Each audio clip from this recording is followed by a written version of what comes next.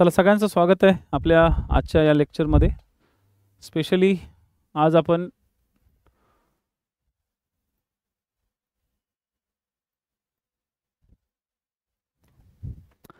WM Davis, ठीक आहे, WM Davis यांची एक संकल्पना समजून घेणार आहोत. इंटरेस्टिंग संकल्पना आहे, खूप महत्त्वाची अशी संकल्पना आहे. WM डेव्हिस यांची अपक्षरणाची संकल्पना.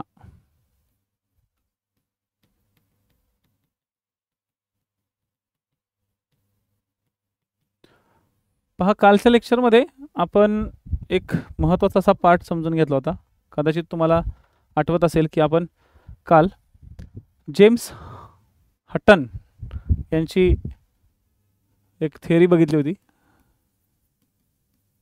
आणि या जेम्स हटन यांच्या थिअरीमध्ये त्यांनी 3 गृहीतक सांगितले होते की आपला भूभाग जुन्या काळामध्ये जो बनला होता तसा सेम भूभाग आताच्या परिस्थितीत दिसत नाही.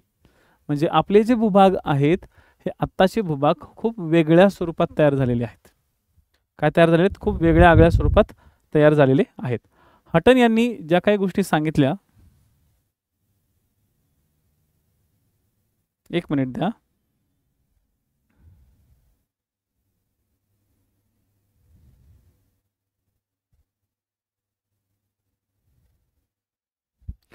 हटन यांनी ज्या काही गोष्टी सांगितल्या त्या खूप वेगळ्या स्वरूपाच्या होत्या. म्हणजे त्यांनी सांगितलं की 3 पद्धती असतात की आपल्या भूरूपांची जी निर्मिती झाली ती भूरूपांची निर्मिती खूप प्राचीन काळात झाली.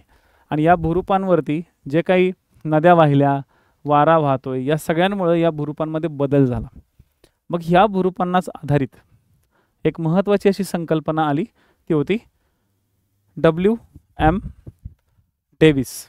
WM डेव्हिस यांनी ही जी काही संकल्पना मांडली ही अपक्षरणाच्या बाबतीतली होती. अपक्षरणाच्या बाबतीतली जी संकल्पना होती ही संकल्पना इथे एकदम साधी आणि सिंपल पद्धतीने लक्षात ठेवायची. कोणती? की बाबा एखादा भूरूप आहे, एखादा डोंगर आहे. ओके, एखादा सपोज हा एक डोंगराचा एक आपण आलेख घेऊ. एखादा डोंगर आहे, ठीक आहे. तर या डोंगराचा हा सपोज उतार आहे. या डोंगराचा हा सपोज असा एखादा उतार आहे, ठीक आहे. डोंगर इकडं पण आहे, डोंगर इकडं पण आहे, पण सध्या हा घेऊन न घेता आपण फक्त हा घेऊ की या ठिकाणी जर आपण डोंगराचा जर हा उतार बघितला आणि या उतारावरती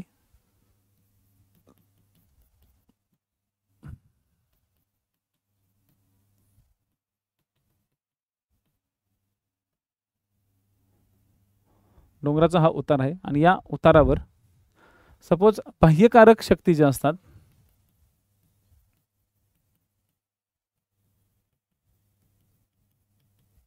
बाह्यकारक शक्तींचा जर प्रभाव पडला, बाह्यकारक शक्तींचा जर प्रभाव पडला यावरती डोंगराच्या उतारावरती सपोज बाह्यकारक शक्तींचा प्रभाव पडला. तर बाह्यकारक शक्ती आपल्याकडे भरपूर साऱ्या होत्या. त्याच्यामध्ये कोण कोण होतं? सूर्य, ठीक आहे. सूर्य आणि त्याचं जे तापमान असायचं ते तापमान, त्याची उष्णता आणि याच्यामुळे तयार झालेले आपल्या पृथ्वीवरती वारे, पाऊस. सूर्याच्या तापमानामुळे पाण्याचं बाष्पीभवन होणार, ह्या पाण्याच्या बाष्पीभवनामुळे त्या ठिकाणी ढग तयार होणार आणि हे ढग आपल्याकडं बदाबत बदाबत पाऊस देणार. हे जे सगळ्या ॲक्टिव्हिटी होत्या या ॲक्टिव्हिटीज, वेलकम स्नेहल, हे सगळं होतं. डेव्हिसने काय सांगितलं की जेव्हा एखादा भूरूप तयार झालं तर भूरूप तयार झाल्यानंतर हे जे बाह्यकारक शक्ती जे असतात ह्या बाह्यकारक शक्ती त्याच्यावरती अटॅक करतात किंवा त्याच्यावरती प्रभाव टाकतात. अटॅक हा शब्द लिहू नका, प्रभाव टाकतात. आणि या प्रभाव टाकल्यामुळे, ठीक आहे, या प्रभाव टाकल्यामुळे या स्वरूपात वेगवेगळ्या प्रमाणात वेगवेगळ्या काळानुसार, काळ हा घटक सगळ्यात महत्त्वाचा आहे. काळ, त्याला आपण म्हणतो टाईम. या टाईममध्ये, या टाईम स्पॅनमध्ये जेव्हा त्याची निर्मिती झाली त्या निर्मितीपासून त्या काळामध्ये पुढील त्याच्या भविष्य काळात किंवा आता किंवा असं समजून घ्या त्याच्या पुढच्या काळामध्ये त्याच्यावरती खूप मोठ्या प्रमाणात काय होतो? बाह्यकारक शक्तींचा प्रभाव पडतो आणि त्याची काय होते तर झीज होते. बाह्य कारक शक्तींचा प्रभाव पडला की भूरूपांची काय होते भूरूपांची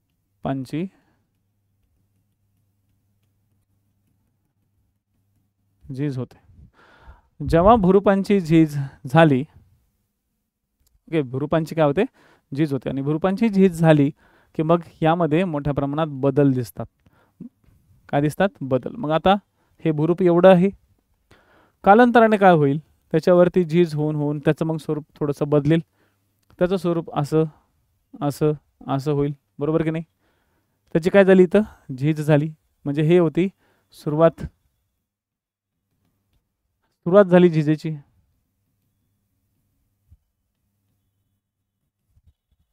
सुरुवात का झाली झीजेची, आणि त्यानंतर मग ह्याची झीज पूर्णपणे अगदी अशी अशी अशी होऊन जाईल. म्हणजे ही ज्याची जी झीज आहे ती कमी कमी कमी कमी होत जाते. कुठल्याही भूरूपाची झीज एकदम कमी कमी होत जाते, त्याचा आकार पूर्ण कमी होत जातो. आणि म्हणूनच डेव्हिसने 3 अवस्था सांगितल्या. डेव्हिसने काय केल्या 3 अवस्था या ठिकाणी सांगितल्या. तर लक्षात ठेवा डेव्हिस यांच्या 3 अवस्था.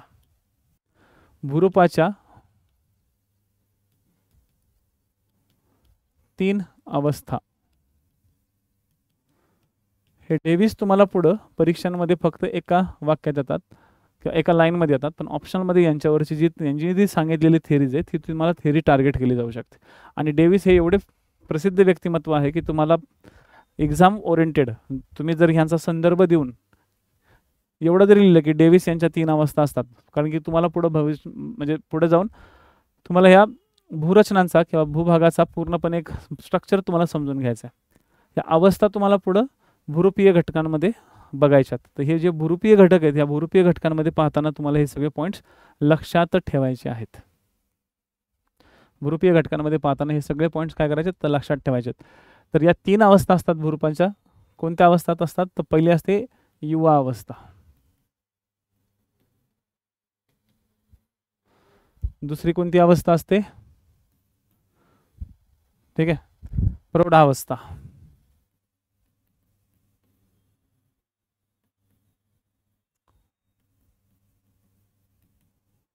ओके, आणि तिसरी कोणती असते तर वृद्धावस्था.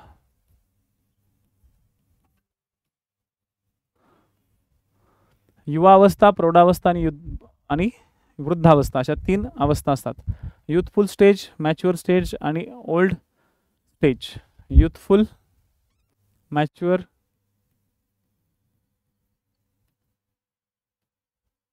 आणि ओल्ड स्टेज अशा 3 अवस्था असतात. ठीक आहे. आणि या प्रत्येक अवस्थेच्या 3 उप अवस्था पण असतात.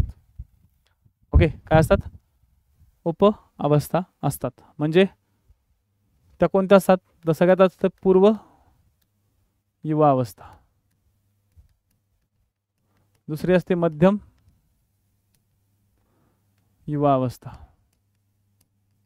आणि तिसरी असते ओके अंत युवा अवस्था. तिसरी कोणती असते अंत, त्याला लॉ पण उत्तर पण म्हणतात, उत्तर युवा अवस्था. म्हणजे युवा अवस्थेचा पण शेवट असतो. युवा अवस्थेमध्ये सुद्धा 3 स्टेज असतात, एकदम पूर्व युवा अवस्था, मध्यम युवा अवस्था, उत्तर युवा अवस्था. जसं आपल्याकडे म्हणलं जातं की हिमालय हा त्याच्या युवा अवस्थेत आहे, याचा अर्थ काय होतो ओके ओके एखाद्या प्रदेशामध्ये अचानकपणे जो बदल व्हायला लागतो आणि तो बदल ज्यावेळेस होतो, समजा जर तो प्रदेश युवा अवस्थेमध्ये आहे, अचानक एक नवीन बदल त्याच्यामध्ये दिसायला लागतो. ठीक आहे, अचानक एक मोठ्या प्रमाणात बदल दिसायला लागतो, त्याला म्हटलं जातं युवा अवस्था. ठीक आहे, त्याला काय म्हटलं जातं युवा अवस्था. उदाहरणार्थ एखादा भूरूप आहे आणि एखादं भूरूप आता वरती उचलायला लागलं, एखादा पठार वरती उचलायला लागला आहे, तर त्याला म्हटलं जातं युवा अवस्था. हिमालय जेव्हा वरती उचलायला लागला आणि वरती उचलला गेला, त्याच्या एका लिमिटपर्यंत आला आणि तिथे येऊन तो थांबला, त्याच्यावरती नाही गेला तो, तिथे येऊन थोडीशी त्याची गती थांबली, आपण त्याला म्हणू युवावस्था. हिमालयाचा ज्यावेळेस 33 समुद्रातून ज्यावेळेस हिमालय वरती आला, लगेच त्याची युवावस्था नव्हती, ती त्याची डेव्हलपमेंट होती. जसं बाळ गर्भामध्ये वाढतं तसं त्याची डेव्हलपमेंट होती. ज्यावेळेस हिमालय वरती उंच झाला तयार, ज्यावेळेस तो हिमालय वरती उंच लेवलवरती आला, त्यावेळेस आपण समजू की तो आता युवावस्थेमध्ये आलाय, तो आता युवावस्थेमध्ये आलाय. गंगा, यमुना, ह्या सगळ्या नद्या युवावस्थेतल्या नद्या मानल्या जातात. का मानल्या जातात? त्याचं रिझन असं आहे की त्या सगळ्या तयार झालेल्या, हिमालयाची निर्मिती झाल्यानंतर त्या प्रॉपर उंचावरून व्हायला लागल्या आणि पूर्ण हिमालयाची निर्मिती होईपर्यंत त्या हिमालयाला फोडत होत्या. त्या आजही हिमालयाला फोडत आहेत, म्हणून त्या थोड्याशा युवावस्थेमधल्या आहेत. कारण की त्यांची निर्मिती हिमालयाच्या निर्मितीच्या सोबतच मानली जाते, किंवा काही नद्यांची निर्मिती हिमालयाच्या आधी मानली जाते. तर त्याच्यामुळे ह्या ॲक्टिव्हिटी होतात. ठीक आहे, ह्या ॲक्टिव्हिटी होतात. एक मिनिट द्या.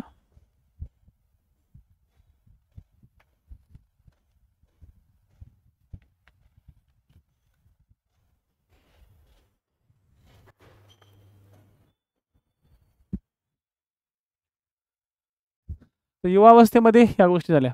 प्रौढावस्था म्हणजे काय? आता तिथून ती प्रक्रिया झालेली आहे. आता युवावस्थेमधले काही महत्त्वाचे घटक लिहून घ्या.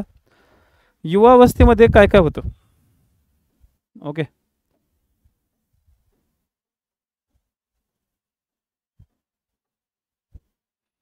या ठिकाणी एखाद्या भूरूपावरती किंवा भूरूपाचा एक उभार तयार झालेला असतो, किंवा भूरूप सोडा, एखादी नदी म्हणा, एखादी नदीसुद्धा त्यावेळेस नुकतीच जन्मलेली असते, नदीचा जस्ट स्टार्टिंग झालेली असते. एखादा भूरूप उंच झाल्यामुळे त्या ठिकाणी काय झालेला असतो, एक नदीचा प्रभाव निर्माण झालेला असतो. तर हे तुम्ही म्हणू शकता की युवावस्थेत सगळ्यात महत्त्वाची सुरुवात असते. ठीक आहे,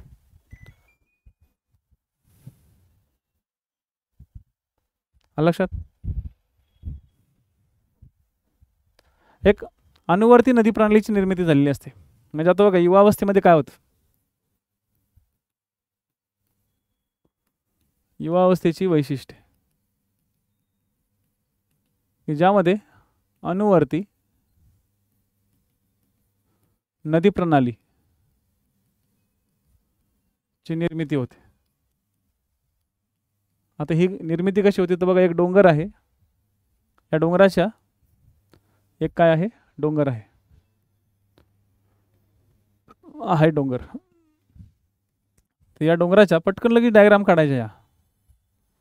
ठीक आहे, स्नेहल प्रॅक्टिस करून घेशील. लगेच डोंगराच्या एका बाजूनं ही नदी प्रणाली तयार होते.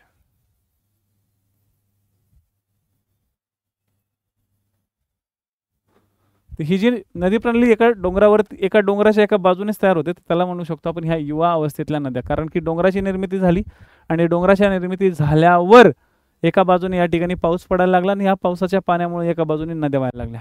आपण ह्याला म्हणू शकतो युवा अवस्था. ठीक आहे, सुरुवातीला ज्यावेळेस दुसरं वैशिष्ट्य काय, ज्यावेळेस प्रवाह एखादा सुरू होतो. आता कशाचा प्रवाह सुरू होतो? तो नदीचा. तेव्हा त्याची जाडी व लांबी कमी असते. म्हणून आपण कोकणी नद्या, या कोकणी नद्यांना सुद्धा आपण काय म्हणतो? युवा अवस्थेतल्या नद्या. त्यानंतर ठीक आहे, वृक्षाकार नदी प्रणालीचा हळूहळू उगम व्हायला लागतो. वृक्षाकार नदी प्रणालीचा उगम व्हायला लागतो. नद्यांची खोली हळूहळू खाली होत जाते. नद्या त्या ठिकाणी खोल होत जातात, खोल दऱ्या तयार होतात, उपनद्यांची निर्मिती होते आणि एक वृक्षाकार प्रणाली या ठिकाणी निर्माण होते. ठीक आहे, व्हॅलीची निर्मिती होते. जर समजा नद्या एखाद्या उतारावर न वाहत असतील तर त्या उतारावरती वाहत नद्या काय करतात? तर व्हॅलीची निर्मिती करतात. ही व्हॅलीची निर्मिती थोडीशी पुढे तयार होते. आता समजा हा एक डोंगर तयार झाला, ठीक आहे, हा एक ऑलरेडी डोंगर तयार झाला आणि या डोंगरावरनं या डोंगरावरती एक नदी तयार झाली. बट काही काळानंतर पुढे आणखी एक डोंगर तयार झाला. पुढे काय झाला? एक आणखी डोंगर तयार झाला. आधी हा डोंगर तयार झाला होता. आधी कुठला डोंगर तयार झाला होता? हा डोंगर तयार झाल्यामुळं ओके, हा डोंगर तयार झाला होता. तर इमॅजिन करू, ये डोंगर हो गया तयार. हा जो डोंगर तयार झाला तर या डोंगरामध्ये नदी तयार झाली. अरिना लक्षात आलं का? वेलकम. ही नदी तयार झाली. स्नेहल समजलं? ही झाली नदी तयार. आता नीट समजून घ्या की नदी तयार जर झाली तर नदी तयार झाल्यानंतर कालांतरानं त्याच्या समोरचा भाग परत वर उचलायला लागला. जसा तो भाग वरती उचलायला लागला, नदीने काय केलं असणार?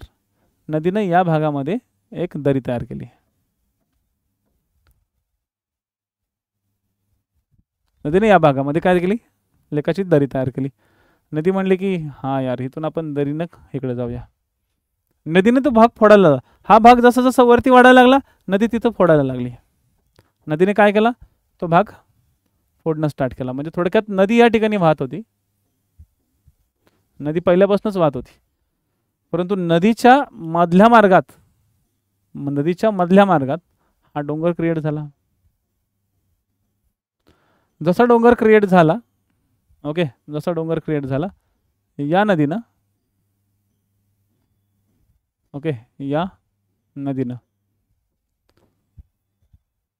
ही टेकडी, नदी म्हणली टेकडीला तू बन, मी तुला खाली फोडत राहते. कालांतरानं काय झालं? कालांतरानं हा डोंगर उंच झाला. मग ही पण नदी तेवढीच उंच झाली. ओके, ही पण नदी तेवढी झाली. नदीनं हा डोंगर उंच झाला, पण नदीने मात्र नदीनं आपलं खनन कार्य मात्र चालू ठेवलं. तर तुम्हाला वृक्षाकार नदी प्रणालीच्या नंतर तुम्हाला एक असं दिसेल की या ठिकाणी दऱ्या, स्पेशली व्ही शेप तयार झालेल्या दिसतील.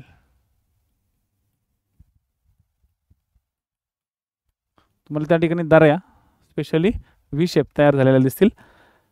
इथं नाही दिसणार, तुम्हाला इकडे जास्त दिसेल पुढे. म्हणजे याचाच अर्थ की तो भाग कसा आहे? तो युवा स्टेजमध्ये आहे. तो भाग कसा आहे? तो युवा स्टेजमध्ये आहे. तो भाग युवा स्टेजमध्ये आहे. तर डेव्हिसने हेच सांगायचा प्रयत्न केला. डेव्हिसने काय केलं? युवा अवस्थेची वैशिष्ट्य डेव्हिसने हेच सांगायची प्रयत्न केली की कुठं ना कुठं तरी ओके, ही दरी या ठिकाणी तयार होते. ठीक आहे. यामध्ये ज्यावेळेस नदी उतारावरनं खाली वाहते त्यावेळेस नदीचा वेग जास्त असतो. म्हणजे युवा अवस्थेमध्ये त्यांनी सांगितलं की वेग जास्त असतो. या वेग जास्त असल्यामुळे त्या ठिकाणी झीज जास्त होते. झीज जास्त असल्यामुळे त्या ठिकाणी जो काही गाळ वाहत असतो किंवा जे दगड धोंडे वाहत असतात, हे धोंडे वेगाने गुरुत्वाकर्षण शक्तीची सुद्धा त्याला साथ भेटते. ओके, गुरुत्वाकर्षण शक्तीची त्याला साथ भेटते आणि गुरुत्वाकर्षण शक्तीमुळे हे दगड धोंडे गाळ उतारानं जोरात वाहत येतात आणि जोरात वाहत आल्यामुळं या ठिकाणी उभं खनन जास्त होतं. तर युवा अवस्थेचं सगळ्यात महत्त्वाचं वैशिष्ट्य काय? 6वं त्यांनी सांगितलं, उभे खनन. उभे खनन सुद्धा या ठिकाणी मोठ्या प्रमाणात दिसतं.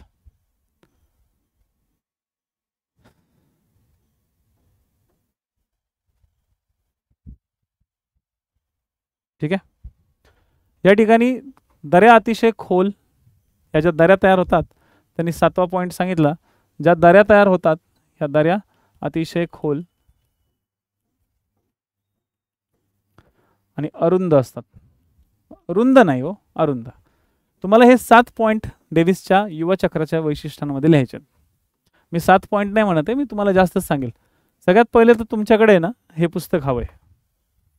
जे विद्यार्थी तयारी करतायत जिओग्राफी ऑप्शनलची, तर त्यांच्यासाठी सगळ्यात पहिले तर मी तुम्हाला रिकमेंड करेल सौदी सरांचं पुस्तक भूगोलाची मूलतत्त्वे भाग 1. हे पुस्तक थोडं हार्ड आहे, लगेच समजत नाही, पण समजून सांगण्यासाठी तुम्हाला मी क्लासेस लावायला सांगितलेत. ऑब्व्हियसली क्लासेसमध्ये आपण सोप्या भाषेत एक एक पॉईंट कव्हर करून घेणार आहोत. एक व्यक्ती, एक कन्सेप्ट, एक सेक्शन आपण या ठिकाणी कव्हर करणार आहोत. कारण की आता इथून पुढे एकच लक्षात ठेवायचं की जर तयारी करायची आहे ऑप्शनलच्या लेवलची, तर तुम्हाला फक्त पुस्तकात जे दिले ते ॲज इट इज लिहायचं नाही. तुम्ही सौदी सरांची भाषा वापरू पण नाही शकत, कारण की ऑलरेडी इंग्रजी पुस्तकांचीच मराठी ट्रान्सलेट सॉफ्टवेअरच्या माध्यमातून जास्तीत जास्त केल्यासारखं मला तरी वैयक्तिक वाटतं, कारण की भाषा खूप हार्ड आहे, सोपी भाषा नाही आहे. एक सर्वसामान्य विद्यार्थ्याला लवकर समजत नाही ही भाषा, हार्ड भाषा आहे. मग आता ही जी भाषा हार्ड आहे, तर या हार्ड भाषेला सोपं करून सांगण्याचं काम आम्ही करतोय. तर प्लीज या सगळ्या गोष्टी व्यवस्थित सिस्टमॅटिकली लिहून ठेवा. लिहिल्यानंतरच समजेल की हे काय आहे आणि कशा पद्धतीने तुम्हाला सेट करायचं आहे. त्यामुळं 7व्या नंबरवरती दऱ्या अतिशय खोल आणि अरुंद असतात. दऱ्या ह्यूज, ओके, दऱ्या तयार झालेल्या तुम्हाला या ठिकाणी दिसतात, पण दऱ्या ह्या कशा असतात, खोल आणि अरुंद. युवावस्थेमध्ये घळई, 8वा पॉइंट, घळई व निदरी, निदरींची निर्मिती होते. तुम्हाला मी ज्यावेळेस आपण 11वीची NCERT घेत होतो, त्या 11वीच्या NCERT मध्ये तुम्हाला हे घळई काय असते, निदरी काय असते, हा सगळा भाग आधी मी फाउंडेशनला शिकवलेला आहे. त्याच्यामुळे आता त्याच्यात आपल्याला वेगळी जायची गरज नाही. व्ही आकाराच्या शेपच्या घळया या ठिकाणी दिसतात. असंख्य रांजण खळगे दिसतात. नदी चौर्य दिसतात. ठीक आहे, नदी चौर्य, त्याला रिव्हर कॅप्चर्स म्हणतात. असंख्य रांजण खळगे,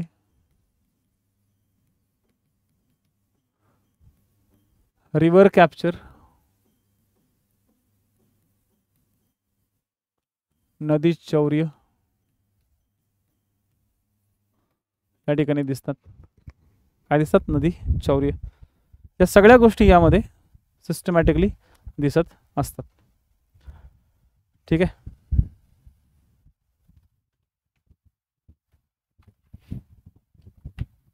धावत्या धबधबे,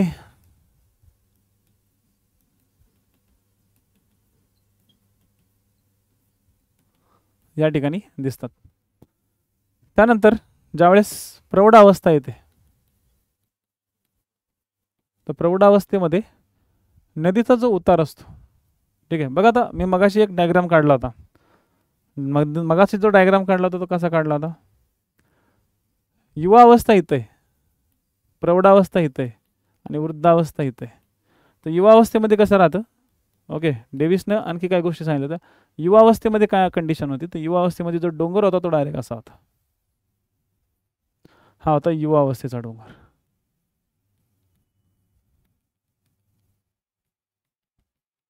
इथं तुम्हाला काय दिसेल, हा जो उतार आहे, हा जो उतार आहे, हा उतार काय आहे, हा उतार एकदम तीव्र स्वरूपाचा आहे. हा असतो मेन गाभा. कन्सेप्टचा एखाद्या मेन गाभा हा राहतो. कोण गायब झालं,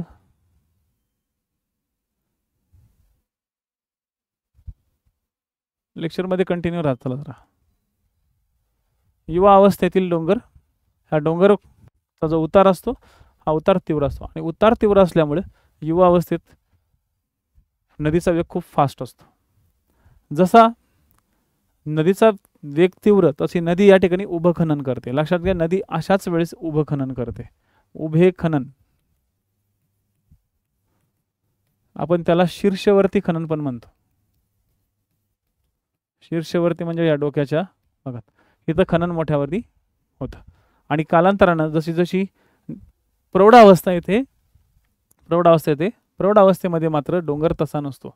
डोंगर कसा झालेला असतो, तर डोंगर थोडक्यात असा झालेला असतो. आता डोंगर असा झालेला असतो. आधी डोंगर कसा होता, जुन्या काळात डोंगर असा होता. आता डोंगर कसा झाला, आता डोंगर असा झाला. आणि या डोंगरामुळे पहिली गोष्ट त्याचा स्लोपही कमी झालेला असतो. आणि तो आता स्लोप असाही नसतो, तर असा असा असा असा अशा स्वरूपात त्याचा स्लोप असतो. ही झाली त्याची प्रौढावस्था. आणि प्रौढावस्थेच्या कंडिशनमध्ये इथं नदींचा वेग थोडा कमी झालेला असतो. किंवा प्रौढावस्था ही तुम्हाला मी जमिनीची सांगितली, ही जमिनीचीच प्रौढावस्था सांगितली. नद्यांची जी प्रौढावस्था असते, नद्याच्या बाबतीत नद्या सावकाश झालेल्या असतात, त्यांचा वेग कमी झालेला असतो. त्या मैदानी प्रदेशात आलेले असतात. त्या कशात आलेल्या असतात, तर मैदानी प्रदेशात आलेल्या असतात. आणि मैदानी प्रदेशात आल्यामुळे यावरती ठीक आहे जलोढ, मोठे धोंड्यांचे निक्षेप, म्हणजे मोठे मोठे धोंडे त्या ठिकाणी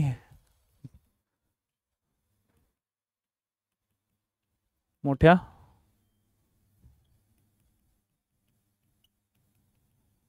धोंड्यांचे निक्षेप, जलोढ मैदान, जलोढ मैदान ठीक आहे. वाहून नेण्याची क्षमता मोठी झालेली असते, नदीचा आकार मोठा झालेला असतो, लांबी लांब लचक झालेली असते, नदी आता नागमोडी वळणं घेत चाललेली असते. हे सगळे पॉईंट्स तुम्हाला लक्षात ठेवायचं आहे. या ठिकाणी नद्यांना कधी कधी पूर मैदानाची निर्मिती होते. पूर मैदान, नागमोडी वळणे,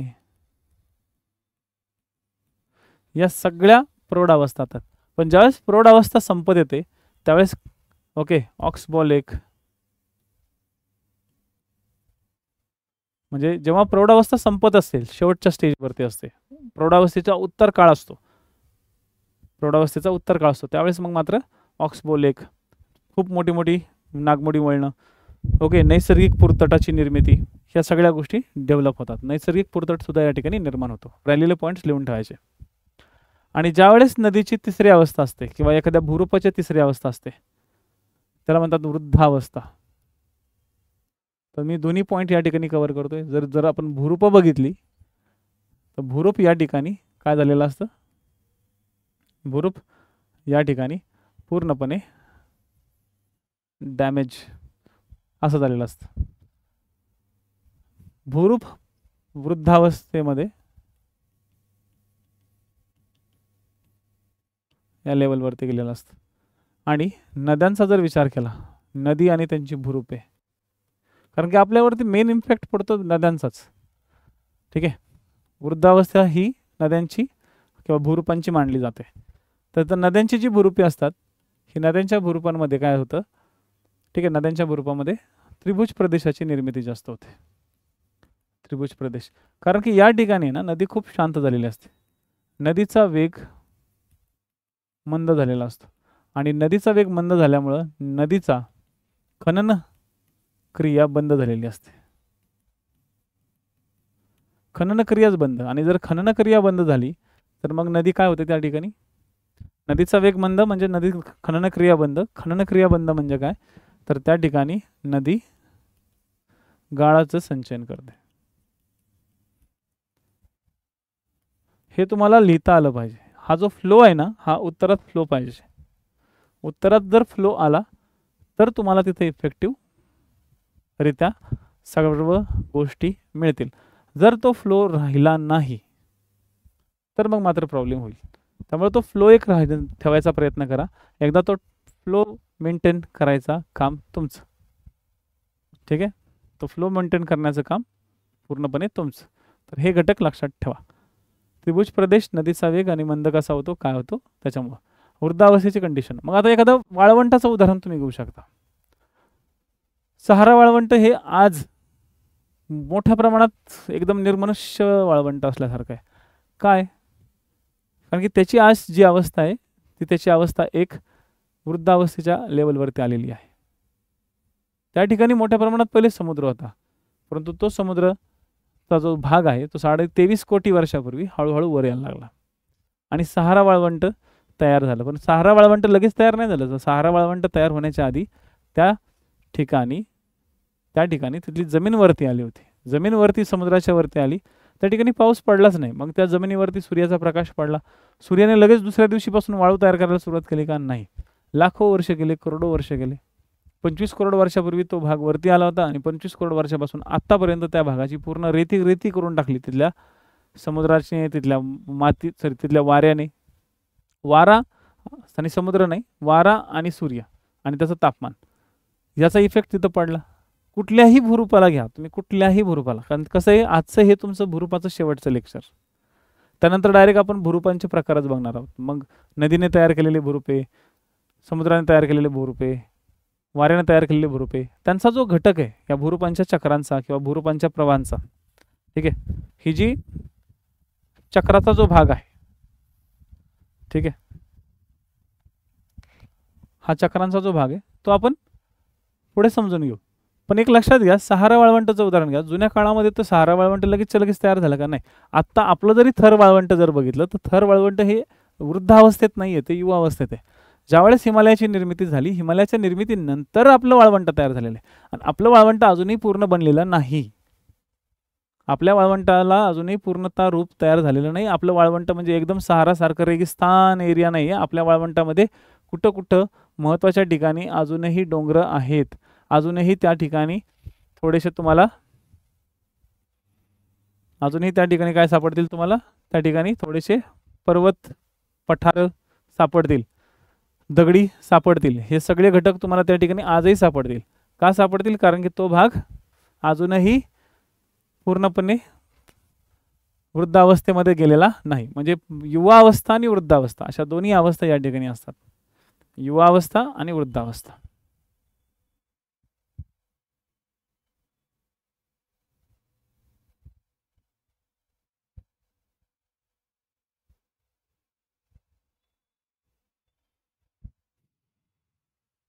ठीक आहे, हे लक्षात आलं?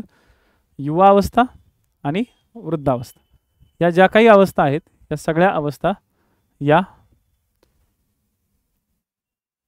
पॉइंट ऑफ व्ह्यूनं लक्षात ठेवा. आता ह्याच्यामध्ये ओके, कालिक परिणाम काय होतो का, किंवा काळाचा काय परिणाम होतो का? तो होतो, ऑब्व्हियसली होतो. मला सांगा, मगापासून आपण जे काही परिणाम बघितले त्याच्यामध्ये काळ हा भाग आलाच की नाही?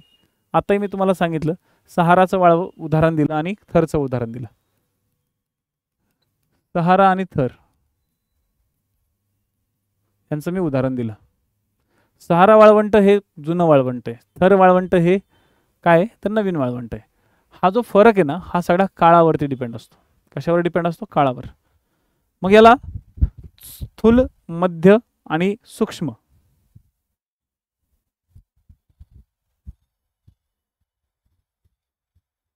अशा पद्धतीने याला कालिक प्रमाण दिलं जातं. ठीक आहे, मॅक्रो, मेसो आणि मायक्रो. काळाला मॅक्रो म्हणजे स्थूल, मेसो म्हणजे मध्य आणि मायक्रो म्हणजे सूक्ष्म. अशा 3 पद्धतीने डिवाइड केलं जातं. पूर्ण लक्षात ठेवा बरं काय? ठीक आहे.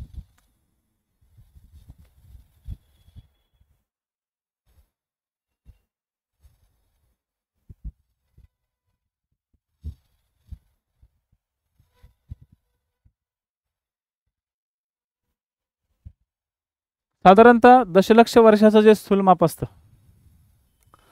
दशलक्ष म्हणजे 10 लाख, त्यासाठी हे स्थूल वापरलं जातं. 1 लाखापर्यंतचा हा भाग असतो आणि 10,000च्या पर्यंतचा हा भाग असतो. 10,000 किंवा ओके 10,000 किंवा शेकडा म्हणजे हजार किंवा 10,000पर्यंत साधारणतः हा भाग राहतो. यांना म्हणलं जातं स्केल. म्हणजे 10 लाख वर्षापूर्वी काय होतं, आता काय झालं.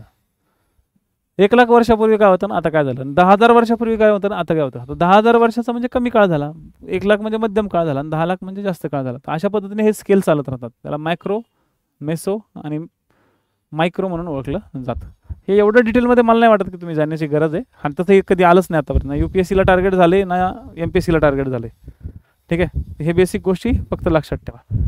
चक्रीय काळ जो असतो ना, ठीक आहे, चक्रीय काळ जो असतो ना तो असा मानला जातो. आता बघू आपण ह्याला एक भाग. म्हणजे समजा एखादा डोंगर असा होता, ओके, एखादा डोंगर एकेकाळी असा होता. म्हणजे साधारणतः 10 लाखाच्या आधी 1 कोटी वर्षापूर्वी यह डोंगर आहे आता. समजून घ्या म्हणजे लक्षात येईल तुम्हाला. आणि हे डायग्राम काढायचे आहेत तुम्हाला. जर तुम्ही डेव्हिसचं प्रमाण त्या ठिकाणी तुम्हाला विचारलं गेलं, नाही जरी विचारलं गेलं ना तरी घुसडायचं आहे उत्तरामध्ये. तुम्हाला मी सांगितलं ना काळाचा भाग असतो, मग काळाचा भाग कसा असतो तर टाका त्याला व्यवस्थित एक सण टाका. तुम्हाला जे सौदी सरांनी दिलं तेच लिहायचं, तुम्हाला मी सांगितलंच नाही ना. तुम्हाला मी तुमची उत्तर स्वतः तयार करायला सांगितलेली आहेत. तुम्ही स्वतःची उत्तर तयार करा, तुम्ही त्या पद्धतीने पुढे जाल. तर 1 कोटी वर्षापूर्वीचा हा भाग तुम्हाला असा होता, त्याच्यानंतर तो भाग बदलला आणि तो भाग कसा झाला तर असा झाला. 1 कोटी वर्षानंतर तो भाग असा असा असा. हा झाला कधी 1 लाख वर्षात. 1 लाख वर्षामध्ये तो पार अशा लेवलवरती खाली आला. ओके, तो 1 लाख वरती काय आला, खाली आला. त्याचा हा वरचा सगळा भाग निघूनच गेला. तर 1 मिनिट मी जरा हे चेंज करतो. तो भाग असा झाला, ह्याचा वरचा टॉप सगळा निघूनच गेला. आणि त्याच्यानंतर थर्ड लेवलवरती काय आलं, तर थर्ड लेवलवरती तो डायरेक्ट असाच आला.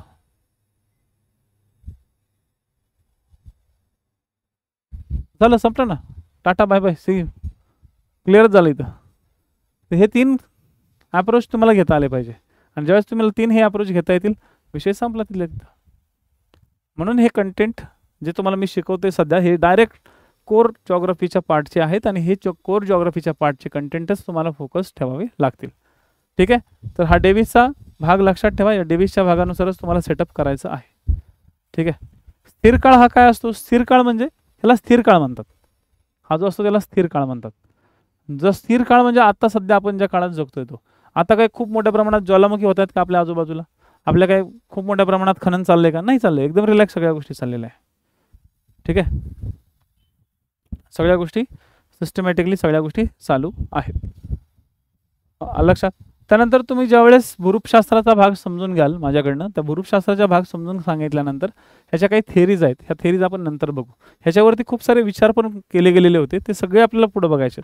आपल्याला नेक्स्ट लेक्चरपासून, ओके, नेक्स्ट लेक्चरपासून आपल्याला हा विचार करायचा आहे की या पृथ्वीच्या अंतरंगामध्ये आहे काय. कारण की सगळ्या लोकांनी हा विचार केला की हा पृथ्वीवरती हे सगळं होते बाहेरच्या घटकांमुळे, पृथ्वीवरती हे सगळं बाहेरच्या घटकांमुळे होते. तर पृथ्वीच्या अंतर्गत भागात आहे काय. खगोलशास्त्र हा तुम्हाला सिलेबसला नाही आहे, त्याच्यामुळे तुम्हाला जे काही मी बेसिक लेवलवरती शिकवलं तर त्याच्यात तुम्हाला खगोलशास्त्राचा एक NCERT बेस तुम्हाला दिला होता. म्हणजे आता नेक्स्ट लेक्चर पाहता, नेक्स्ट लेक्चर तुमचं उद्यापासून आहे. उद्या आणि परवा 2 दिवस तुमच्या सुट्ट्या असतील. उद्या गणपतीची सुट्टी आहे, संडेला तुमची रविवारीची सुट्टी आहे. ठीक आहे. तर आता सोमवारी तुमचा डायरेक्ट पृथ्वीचा अंतरंग स्टार्ट होईल. तोपर्यंत तुमचे जे काही तयार झालेले जे माझे नोट्स आहेत त्याची मी PDF फॉर्मॅट तुम्हाला या कोर्समध्ये अपलोड करून देईल आणि सध्या एक बेसिक तुम्हाला पाठवून देईल. त्यात थोडे करेक्शन्स असतील म्हणा, तर ते तुम्ही थोडेसे समजून घ्याल ते. ठीक आहे. तर त्याच्यात तुम्ही प्रिंट काढा, तुम्ही त्या पद्धतीने ते सगळं सेट करून ठेवा. तर त्याची मी तुम्हाला एक फाईल पाठवून देईल जी माझ्याकडे तयार झालेली आहे. परंतु आता डायरेक्ट सोमवारी भेटू आपण ऑप्शनलला. तोपर्यंत जय हिंद, जय महाराष्ट्र. हा डेव्हिसचा सेक्शन समजून घ्याल, समजला असेल असे मी अपेक्षा करतो. ठीक आहे. चलो, व्हॉट्सअप ग्रुपवरती थोडंसं ॲक्टिव्ह राहायचा प्रयत्न करा. तिथं तुम्हाला लाईव्ह लेक्चर्स कधी असेल हे तुम्हाला सांगितलं जाईल. तुमचा टायमिंग हा 12चा राहणार आहे, परंतु 12, 12:15, 12:30 पण होतील, कारण की मला तयारी करायला थोडासा वेळ लागतोय आणि हे सगळे कंटेंट तुम्हाला शिकवायचं आहे आणि त्याला सोप्या भाषेत घ्यायचं आहे आणि ते सोप्या भाषेत येऊन तुम्हाला सांगायचं आहे. ते तुमच्याकडनं परत पुढे भविष्यात लिहून घ्यायचं आहे. या सगळ्या प्रोसेससाठी वेळ लागतोय. ठीक आहे. चला, थँक्यू.